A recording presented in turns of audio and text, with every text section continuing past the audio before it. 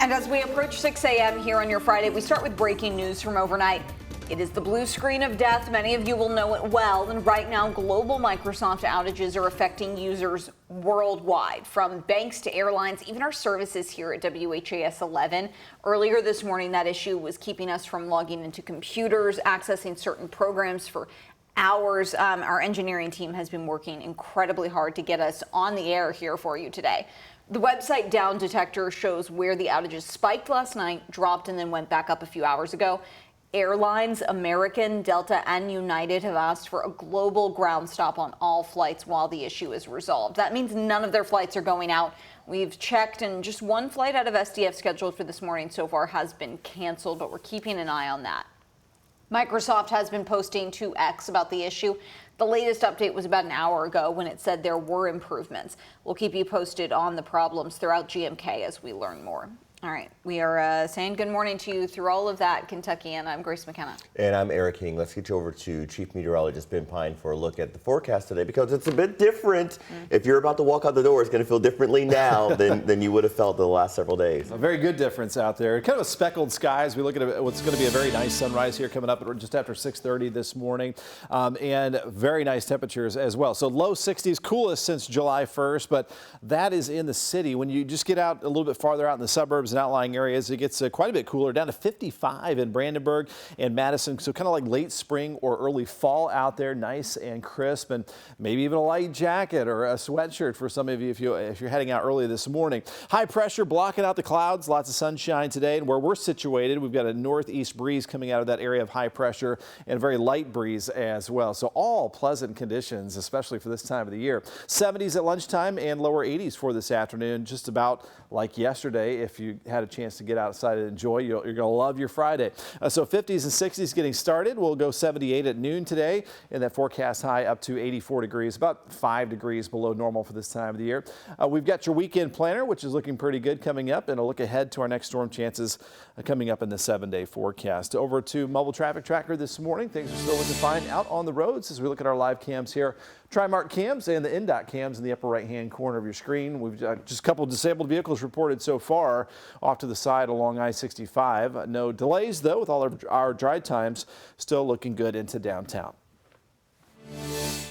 I am running to be president for all of America, not half of America, because there is no victory in winning for half of America. So tonight, with faith and devotion, I proudly accept your nomination for president. Former President Donald Trump formally accepted the Republican nomination for president just shy of a week since he was hurt during an attempt on his life. Trump spoke for more than an hour last night. He called for unity following last weekend's events. The former president also attacked Democrats and spoke about crime, illegal immigration, and inflation. ABC's Perry Russum has more on the speech from Milwaukee. Former President Trump formally accepting the Republican Party's nomination for president. Trump on stage for the first time since the assassination attempt in Pennsylvania. I had God on my side. Trump saying he's not supposed to be here tonight. The crowd chanting, "Yes, you are." I stand before you in this arena only by the grace of Almighty God. On stage with Trump, the firefighter helmet and jacket of Corey Comparator, who was killed Saturday. Trump kissing the helmet. In an age when our politics too often divide us, now is the time to remember that we are all fellow citizens. After promising unity, Trump quickly slipping into the same divisive attacks he's been giving on the campaign trail. While talking policy, Trump delivering what can be seen as a transphobic comment. We will not have men playing in women's sports. The former president making no mention of abortion rights, instead focusing on lowering the cost of energy by drilling, saying he will end the war in Ukraine and closing the border. The Republican platform promises to launch the largest deportation operation in the history of our country. With the Republican nomination now solidified, the Democratic nomination may be in question. According to two people familiar with the conversations, former House Speaker Nancy Pelosi has privately told some House Democrats she believes President Biden is more receptive to hearing calls to step aside, and those conversations could push him to make a decision soon. A top White House communications official calls a report of Biden planning to withdraw fan fiction. With the Democrats in disarray, the Republican Party uniting behind Trump. We will press forward, and together we will win, win, win. Perry Russom, ABC News, Milwaukee. Dozens of Kentucky delegates were listening closely to Trump's speech from the convention floor, and they told us they were hopeful about Trump's promise of unity. But Louisville Democratic Party Chair Logan Gotti is unsure how Trump will deliver.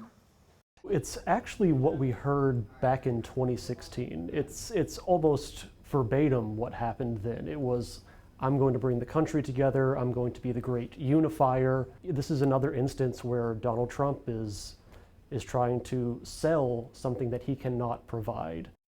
The unity message seems to have resonated with the Kentucky Republican Party. Overnight, the group posted on X, formerly Twitter, saying Kentucky is all in for the Trump-Vance ticket and for its vision of America.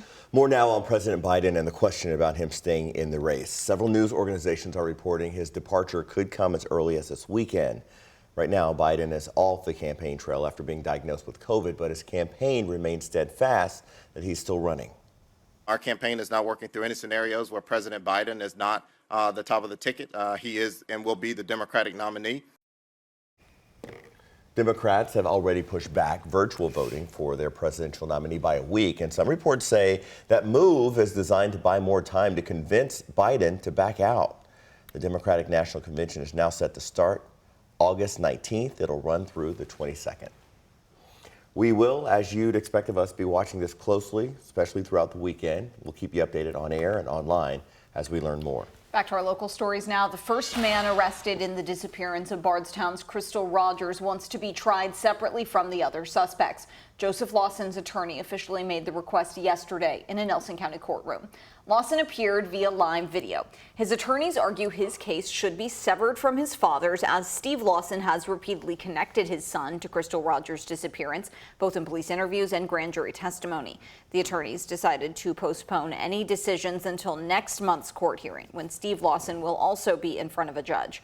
Joseph Lawson is charged with conspiracy to commit murder and tampering with physical evidence. He's pleaded not guilty. Right now, the attorney for main suspect Brooks Houck is also asking for a separate trial. 2 teenagers are charged with murder after police say they fatally shot a 13-year-old boy. The teens are accused of killing Davion Blackman on June 26th in the Chickasaw neighborhood. Metro Police arrested them Wednesday night.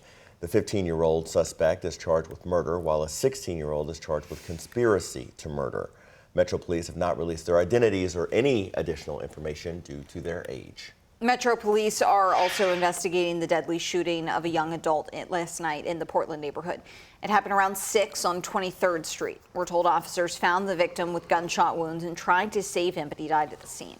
If you know anything, you're asked to call the anonymous tip line at 574-LMPD. So if you are heading into Indiana this weekend, we've got a heads up for you. The westbound lanes of the Sherman-Minton Bridge will be closed starting at 10 o'clock tonight. That closure is expected to last until 6 a.m. Monday morning. That will allow crews to work on bridge cables, road striping, and installing overhead signs. The I-64 Spring Street ramp will also be closed.